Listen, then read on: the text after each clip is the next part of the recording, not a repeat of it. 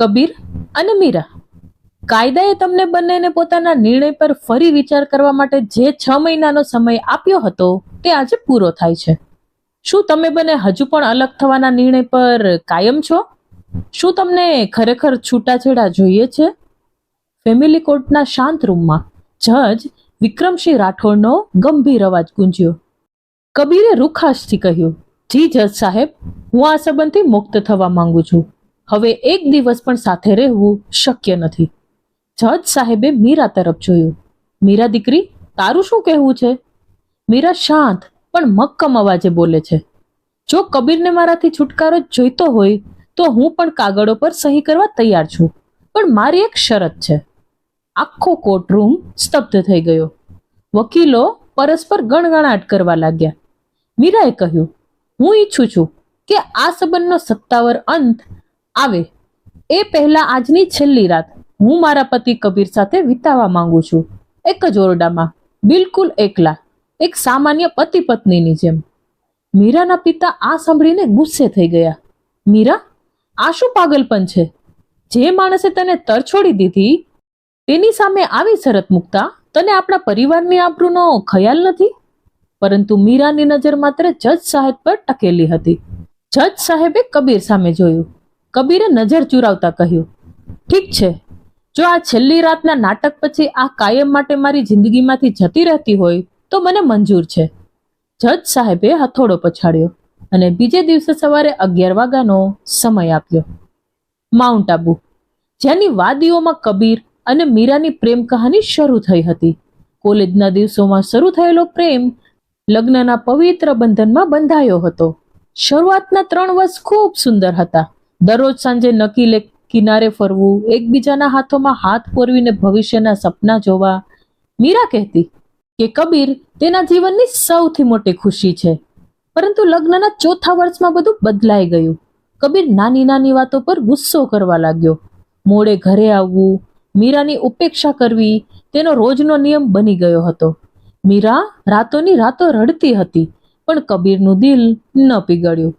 અંતે કંટાળીને બંનેએ પરસ્પર સંમતિથી છૂટાછેડાનો રસ્તો પસંદ કર્યો. સાંજે 7 વાગ્યે હોટલ હિલવ્યુના રૂમ નંબર 304માં મીરા વહેલી પહોંચી ગઈ હતી.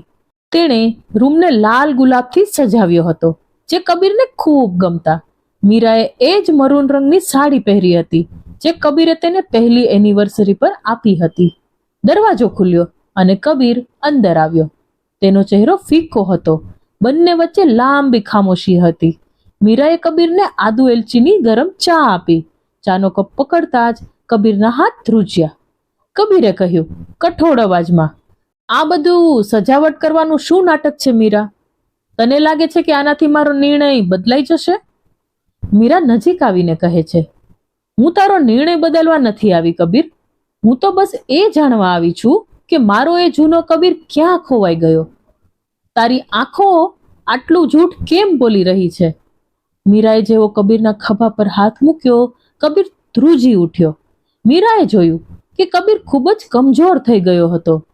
મીરાએ કહ્યું, મને સાચું કહે કબીર, શું તારી જિંદગીમાં કોઈ બીજી સ્ત્રી છે?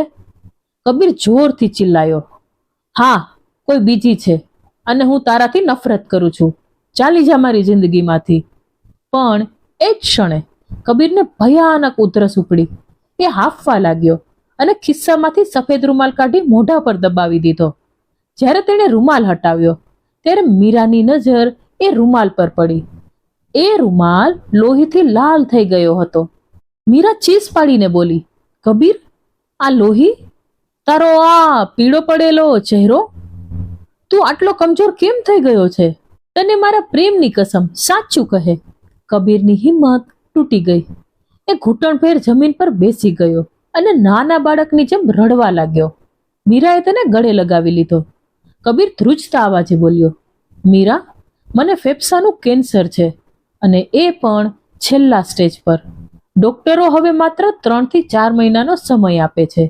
મીરાના પગ નીચેથી જાણે જમીન સરકી ગઈ. કબીર બોલ્યો, 6 મહિના પહેલા જ્યારે મને આ ખબર પડી હું તૂટી ગયો હતો, પણ હું નહોતો ઈચ્છતો કે મારી સારવાર પાછળ તું તારી જુવાની અને ભવિષ્ય બરબાદ કરે. હું નહોતો ઈચ્છતો કે તું મને રોજ તડપીને મરતો જુએ, એટલે મેં નફરતનું નાટક કર્યું, જેથી મારા ગયા પછી તને દુઃખ ન થાય અને તું નવી જિંદગી શરૂ કરી શકે. મીરા રડતા રડતા કબીરની છાતી પર હાથ પછાડવા લાગી. તું પાગલ છે કબીર? કેવી રીતે વિચારી લીધું કે તારા વગર મીરા જીવી શકશે? શું લગ્નના 7 ફેરા માત્ર સુખ માટે હતા? જો તારા ગયા પછી મને આ ખબર પડી હોત, તું જીવતે જીવ મરી ગઈ હોત.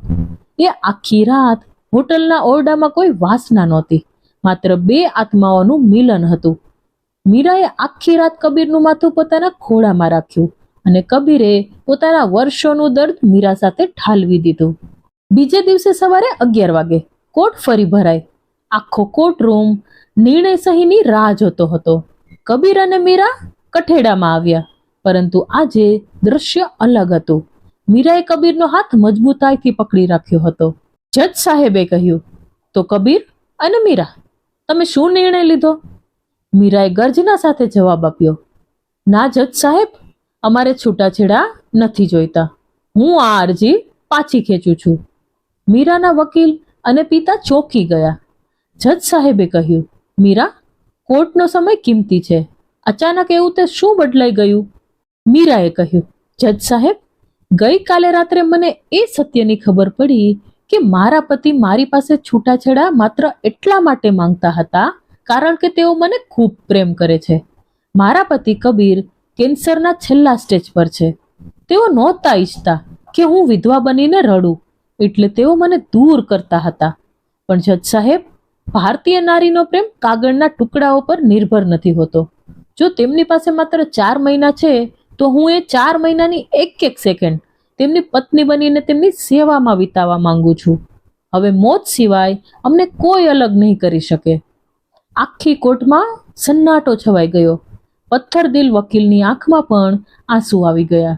જજ વિક્રમસિંહ રાઠોડે પોતાના ચશ્મા ઉતાર્યા અને ગંભીર અવાજે કહ્યું, આ અદાલત કબીર અને મીરાની છૂટાછેડાની અરજીને રદ કરે છે. કાયદો પુરાવા પર ચાલે છે, પણ ન્યાય ભાવનાઓ પર. મીરા, તારા અતૂટ પ્રેમને આ કોર્ટ સલામ કરે છે. કબીર, તું દુનિયાનો સૌથી નસીબદાર માણસ છે. જાઓ અને તમારી જિંદગીની દરેક પળ ખુશીથી જીવી લો. આખો કોર્ટ રૂમ તાળીઓથી ગુંજી ઉઠ્યો. મીરાના પિતા જે કબીર પર ગુસ્સે હતા, તેઓ દોડીને આવ્યા અને કબીરને ગળે લગાવીને રડી પડ્યા. દીકરા, તે અમને પારકા કેમ સમજ્યા? આપણે બધા મળીને આ બીમારી સામે લડીશું. ડોક્ટરે કબીરને માત્ર 3 મહિનાનો સમય આપ્યો હતો, પણ મીરાના પ્રેમ, સેવા અને સકારાત્મક ઉર્જાએ કબીરને 8 મહિનાનું આયુષ્ય આપ્યું. આ 8 મહિનામાં તેઓ ફરીથી એ જ નકીલેકના કિનારે ગયા, બોટિંગ કર્યું અને જિંદગીની દરેક પળને મન ભરીને જીવી લીધી. જ્યારે કબીરની અંતિમ ઘડી આવી, ત્યારે તે કોઈ હોસ્પિટલના પલંગ પર નહીં, પણ પોતાના ઘરમાં મીરાના ખોળામાં માથું મૂકીને સૂતો હતો. તેના ચહેરા પર એક સંતોષ હતો. તેણે મીરાનો હાથ પકડીને છેલ્લી વાર કહ્યું, મીરા, આ જન્મમાં સમય ઓછો પડ્યો, પણ વચન આપું છું, આવતા જન્મે આખી જિંદગી લઈને આવીશ. અને કબીરે હંમેશા માટે આંખો મીચી દીધી. કબીર આજે શારીરિક રીતે દુનિયામાં નથી, પણ મીરા એકલી નથી. તે કબીરની યાદો સાથે જીવે છે. તેણે કબીરના નામથી એક ટ્રસ્ટ શરૂ કર્યું છે, જે ગરીબ કેન્સર દર્દીઓની મફત સારવાર કરે છે. તો મિત્રો, આ હતી કબીર અને મીરાની એક અમર પ્રેમ કહાની. આ વાર્તા આપણને શીખવે છે કે સાચો પ્રેમ એ નથી જે માત્ર સારા સમયમાં સાથે રહે, પણ એ છે જે મોતના ડર સામે પણ અડગ ઊભો રહે. આજની ફાસ્ટ લાઈફમાં જ્યારે સંબંધો નાની નાની વાતોમાં તૂટી જાય છે, ત્યારે આ કહાની એક અરીસો છે. તમને મીરાનો નિર્ણય કેવો લાગ્યો? જો તમે મીરાની જગ્યાએ હોત તો શું કરત? અમને કમેન્ટ કરીને જરૂર જણાવજો. વિડીયોને લાઈક કરો અને આવી જ હૃદયસ્પર્શી વાર્તાઓ માટે ચેનલને સબસ્ક્રાઇબ કરવાનું ભૂલતા નહીં. ફરી મળીશું એક નવી વાર્તા સાથે. ત્યાં સુધી તમારા પરિવારને પ્રેમ કરો અને ખુશ રહો. ધન્યવાદ. જય શ્રી કૃષ્ણ. રાધે રાધે.